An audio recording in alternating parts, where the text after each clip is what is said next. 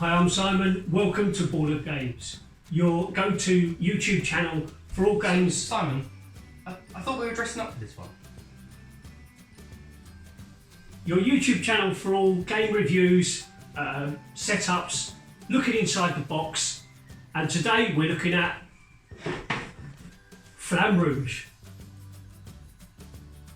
Flamme Rouge is 2 to 4 players, ages 8 and up, about 30 minutes to 45 minutes. Let's look at it. So this is Flamme Rouge. It's a tactical racing game that uses the Tour de France as its theme. What you'll need to do first is pick a colour. So I am red and Simon's blue. And we both control 2 cyclists each, a roller and a sprinter. So we've set up each player board. We've got our own decks, which are colour coded. So we've got the right one. And the card here tells us what our movements are, what's included in that deck. We've also set up the course for the easiest one, if you like. It's completely flat, stage 1, let's call it. So that's the setup. We've also got our exhaustion cards here in the middle, and we've put our cyclists behind the start line, and it's just the first one to cross the finish line. Let's do it. Let's do it. So I'm going first because I was the last one on a bike. So I'm going to place my 2 men just behind the start line, but close to the double white lines, because that means I go first. Jazz has gone next to me, same place. Your movement involves drawing 4 cards of your furthest player forward, selecting one, and that's the card that he's going to move. So I'll draw 4. And of these cards, I've got 2 3s, a 7 and a 4. I'm going to play the 4 card. So I'll keep that secret. These ones go back under the deck, but they go face up, so you know when you need to reshuffle your deck. And I'm also going to select one for the second man behind, which is the sprinter. I don't really want to use a 5. I'm going to use a 3. So hopefully we'll get a bit of slipstreaming action. Again, face up, back under the deck. And everybody does this at exactly the same time. So we've all selected it. We've all kept our cards hidden, so nobody knows what we're going to move. Indeed. So at the same time, I have chosen my roller card. I've gone for a 6. I'm going to try and get off the starting block quite fast. And then I picked up the cards and my sprinter had a 5, so I thought that's good. I can keep up with my roller. So I put them face down. Yep. And that's the shoot. That's my movement that I've chosen. Yep.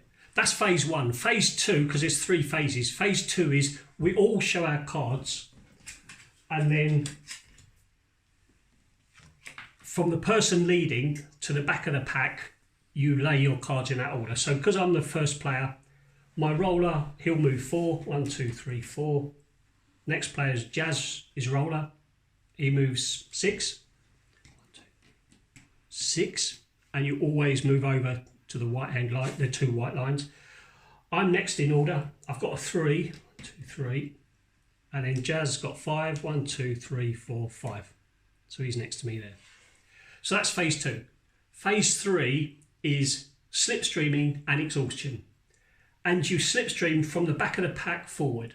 And if you are within 1 space of a player, you can move forward. So my sprinter can move forward to these because there's only 1 space in between. If it was 2, it's too far. He wouldn't get a slipstream effect. So he gets that, gets free movement.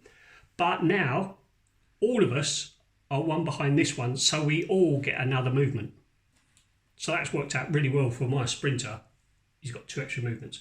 So we're now all in a bunch and we do exhaustion. And the exhaustion is whoever's in the lead.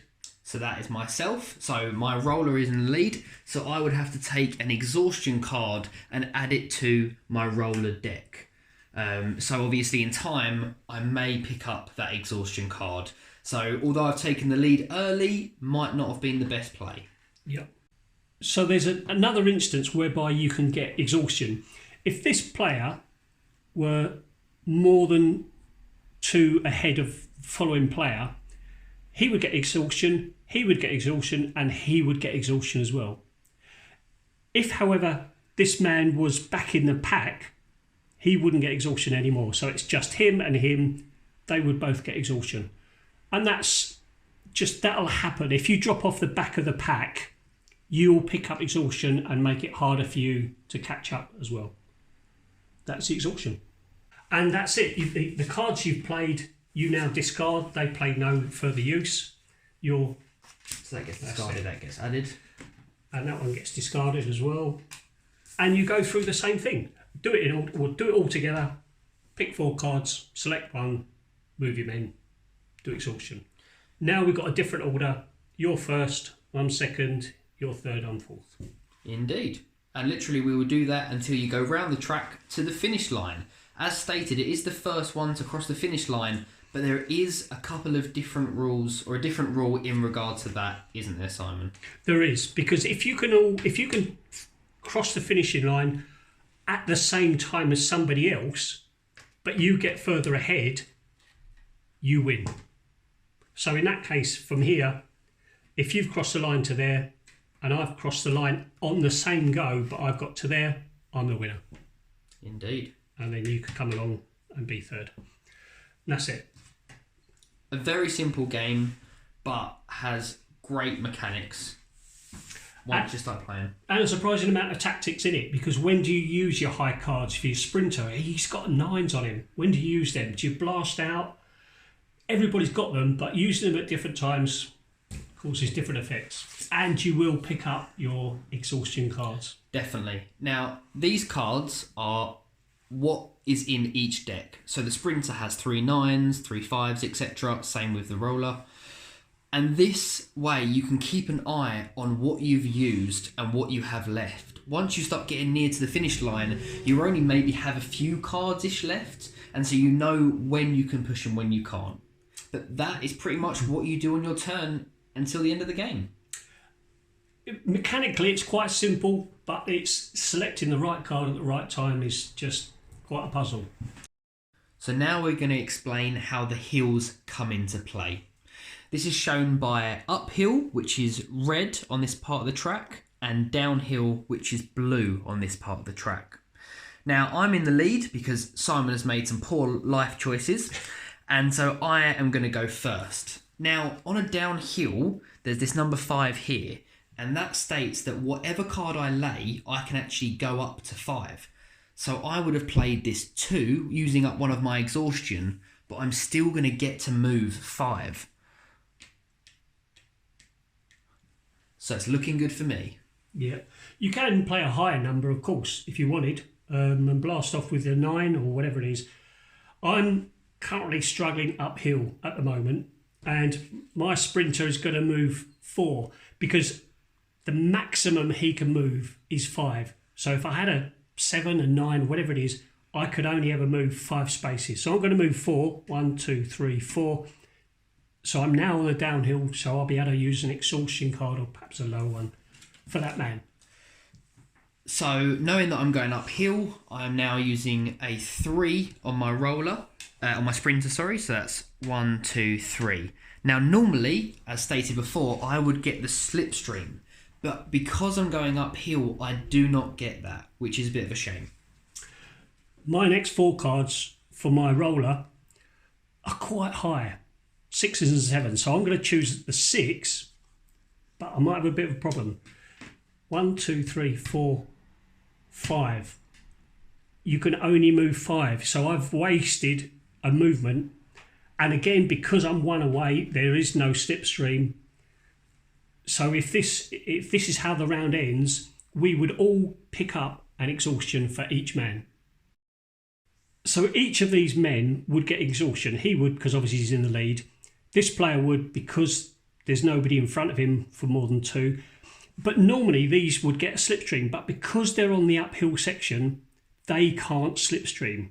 So then they will get exhaustion cards. That's the bad thing about going uphill. You don't slipstream. And that's pretty much all the other rules. You literally just go around the track until stated that you cross the finish line. So that was Flamme Rouge. Simon, what do you think?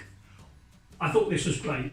The artwork set in the 1930s is fantastic. It is so pretty. It had the moustaches and all of that sort of thing. You know, I'm glad they went that way and not Lance Armstrong styling, you know, that's none of this lycra. Even the rule book is dated Paris, the 6th of July, 1932. You know, it's a little thing, but the pictures on it are fantastic. It gives it a lot of character. Oh, absolutely, yeah. I definitely agree with that. And it's when cycling was real. Anybody could do it, you know. That was great. So there's that. The track looks great. Yeah. The mechanics of the movement, I think, are awesome. So good. Draw 4 cards, pick one, use that card, and then you've lost it forever. The others go back in your deck, and the slipstreaming. Oh, if you get that right, it's so good. Get it wrong, that just really hurts. It's a good feeling when it happens, but when you're stopped because somebody else is there and you just think, I've just picked the wrong number. It's just annoying, but it's a great mechanic because of that. Yeah, and you've got dummy teams you can play with. Just set them up and turn a card over and play that team, and that's great. The exhaustion cards are superb. You know, it's not just, I'm playing these in this order, we'll all get there about the same thing. It's, I'm at the front and I'm getting all these exhaustion cards. Yep. All of a sudden, what's my next hand? All 2s, rubbish. But it's fantastic, because you never know. Yeah, completely agree. Personally, I'm not a massive cyclist person, despite what I'm wearing. And I would have left this game if I'd seen it, you know, on eBay for 10 quid. I never would have picked it up. But I loved it. This game was so much fun. We played it with obviously 4 of us, and it was fantastic. The mechanics are so smart. It's a very pretty game, like we've said. And I just think that it was quite easy to pick up. A bit of explanation, but then you really understand it very quickly. I like the depth of it, because if you're smart, you can think, right, I know I've used two 9 cards on my sprinter, I know what's left. If you start tracking what other people have used, you can think, well, I know that they've run out of these certain cards, so I could go for it now. It's a very deep yet simple game, and it's just great fun. Absolutely great fun. Yeah. Really enjoyed it. Yeah, there's so much to like about it, and I love this game. There's so much replayability. You can make up your own track if you want. Yeah, that's something that's pretty cool. Whatever you want to do. And then there's the expansions. There's weather, wind, which slows you down, you can't slipstream. There's cobbles, and now you can fall off your bike and take out everybody. What else do you want? What more can you want? That's fantastic. That's why I watched the Tour de France, to see the crashes. It's like Formula 1. You want to see the crashes. And this replicates that, and it's superb. So there's so much going on for it. I'll be playing this for years. Is there anything that you didn't like about it, or that you would like to have seen different? No. Just simple no. Just no. Some of the older sets don't. It's not clear which is the R, which is the S, which is the roller, which is the sprinter. This one I've got clear as day. It's clear as day. It's got a sticker on the back, so it's so clear. So if anything, but no, nothing. There's nothing wrong with this. It's the perfect game. There, I've said it. There we go. You heard it here first. Simon said it. It is the perfect game. But thank you very much for watching this video. We really appreciate it. Don't forget to like and subscribe for more videos. Hopefully we'll be doing some more very shortly. There's so many games out there to play, so hopefully lots of videos will be coming soon. We really appreciate you watching it though, and for now, we are bored of games. Now it's your turn.